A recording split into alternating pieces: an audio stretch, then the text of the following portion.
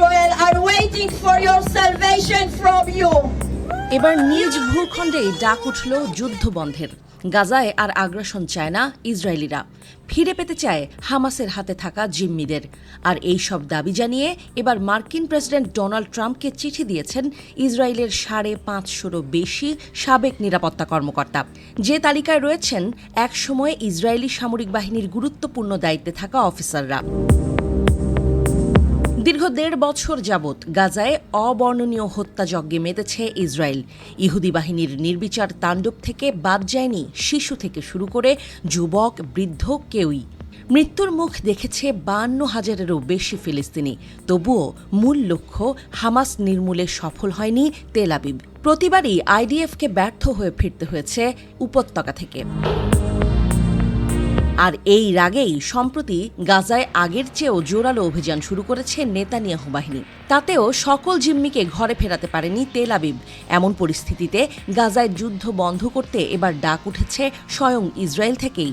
আগেও একাধিকবার এমন সাড়া জাগলেও এ দফায় তা ভিন্ন। কেননা অভিযান বন্ধের দাবিতে এবার সরব হয়েছে সাবেক গুরুত্বপূর্ণ ইসরায়েলি কর্মকর্তারা।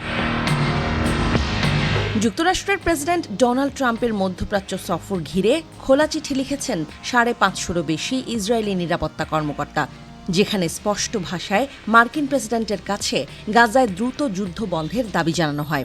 এর পাশাপাশি জিম্মিদের ঘরে ফেরাতে কূটনৈতিক পদক্ষেপের আহ্বান জানানো হয়। ইসরায়েলি সামরিক বাহিনীর সাবেক অবসরপ্রাপ্ত জেনারেল ইসরায়েল জিভ সহ আরও উল্লেখযোগ্য ব্যক্তিবর্গের স্বাক্ষর রয়েছে চিঠিতে। চিঠিতে ইসরায়েলি প্রধানমন্ত্রী বেনিয়ামিন নেতানিয়াহুর প্রতি ক্ষোভ জানিয়ে মার্কিন প্রেসিডেন্ট ট্রাম্পকে গাজা ইস্যুতে সরাসরি হস্তক্ষেপের আহ্বান জানান দাবি উত্তোলনকারীরা। কেননা এর আগে ট্রাম্প প্রশাসনের আশ্বাসেই যুদ্ধবিরতি এবং বিনা শর্তেই এক ইসরায়েলি মার্কিন জিম্মিকে মুক্ত করে হামাস। একই দাবিতে সোচ্চার যুক্তরাষ্ট্রের নাগরিকরাও। গাজায় ইসরায়েলি আগ্রাসন বন্ধের আহ্বান জানিয়ে প্রেসিডেন্ট ও ভাইস প্রেসিডেন্ট বরাবর চিঠি দিয়েছে দেশটির ৮০০রও বেশি স্বাস্থ্যকর্মী। দাবি জানিয়েছে দ্রুত এবং স্থায়ী যুদ্ধবিরতির। একই সাথে উপত্যকার সকল ক্রসিং খুলে দিয়ে পুনরায় মানবিক ও ত্রাণ সহায়তা চালুর আহ্বান জানানো হয় চিঠিতে। গাজার ভেঙে পড়া চিকিৎসা ব্যবস্থা পুনর্গঠন সহ ইসরায়েলি কারাগারে বন্দী থাকা ফিলিস্তিনিদের মুক্তির পক্ষেও আওয়াজ তোলা হয় এতে। দীর্ঘ সময়ের বর্বরতায় বর্তমানে বাসযোগ্য পরিস্থিতি নেই গাজায়। এরই মধ্যে উপত্যকাকে বসবাসের অযোগ্য হিসেবে ঘোষণা করেছে বিশ্ব স্বাস্থ্য সংস্থা।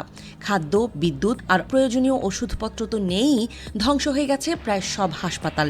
এমন অবস্থায় হামলায় আহতরাও ধুকে ধুকে ঢলে পড়ছেন মৃত্যুর মুখে।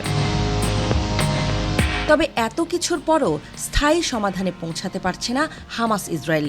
যুক্তরাষ্ট্র মধ্যস্থতা করলেও নতুন করে যুদ্ধবিরতিতে সম্মত হতে পারেনি দুপক্ষ।